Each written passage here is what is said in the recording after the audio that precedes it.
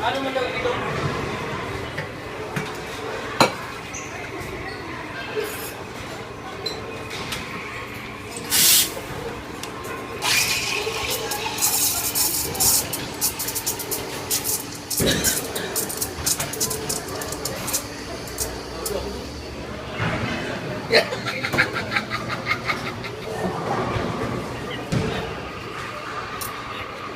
Tawad.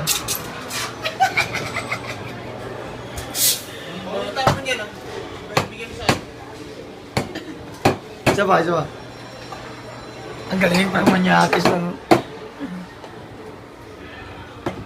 Ngayon, atin pong masasaksihan ang pagkagawa ni Suko de Lasco. Yan, napakaliit na baso at napakahirap niyang gawin sa lahat ng gumagawa ng coffee. Ngayon nating panoorin. Una niyang atak, kaibigan, ayan na. Good, kompleto. Heart na heart. Ayan po.